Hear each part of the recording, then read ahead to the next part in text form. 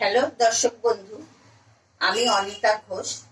আপনারা দেখছেন আমার চ্যানেল সুরুচি বাংলার রান্নাঘর।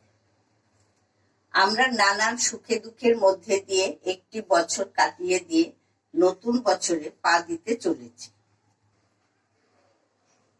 পয়লা বৈশাখে আমরা সবাই কিছু না কিছু মিষ্টি খেয়ে আনন্দ করি। নতুন পদ্ধতিতে আঙুরের মিষ্টি খেতে এত দারুণ হয় যে ছোট থেকে বড় সবাই আপনারা খুব পছন্দ করবেন। এটি সামান্য উপকরণ ও খুব কম সময়েই নরম তুলতুলে করে করা যায়। আসুন আমি কিভাবে এটি করছি আপনারা দেখতে থাকুন।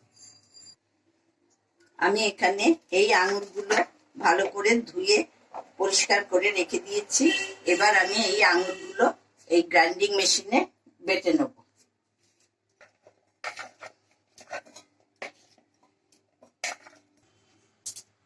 এবার আমি এর মধ্যে কিছুটা জল দিয়ে দিচ্ছি। আঙুরটা আমি এইভাবে বেটে নিলাম।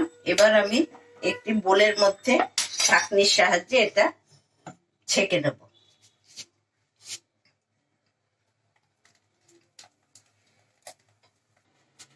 এতে আমি এবারে এই রসটা আমি এটা ছেঁকে নিয়েছি। নিয়ে এবারে আমি এতে 1 কাপ চিনি দিয়ে দিলাম।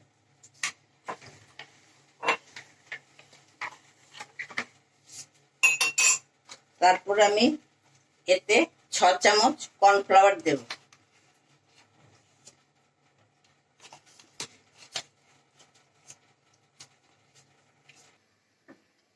এবার আমি এটা কড়াতে ঢেলে দিলাম, দিয়ে এটা নাড়তে হবে। এবার আমি এটাতে 1 ফোঁটা ফুড কালার দিয়ে দিলাম।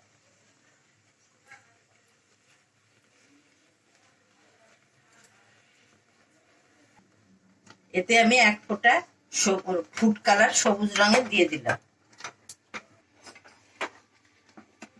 এটা আমার ক্রমশ ঘন হয়ে আসছে।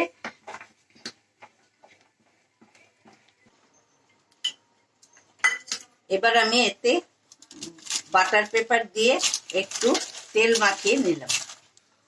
এটা আমার এরকম থকথকে ভাব হয়ে এসছে। এখন আমি এটা বোলের মধ্যে ঢেলে দেবো। এবার আমি এটা বোলের মধ্যে ঢেলে দিচ্ছি।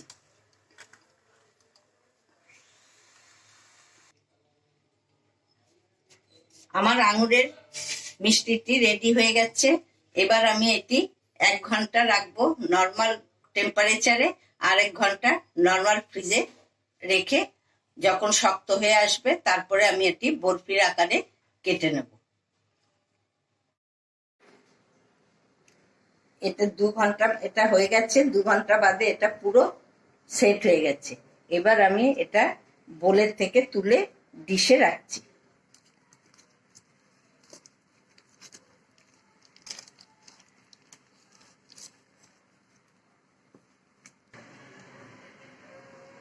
এর ওপর আমি একটুখানি চিনি গুঁড়ো ছড়িয়ে দিচ্ছি।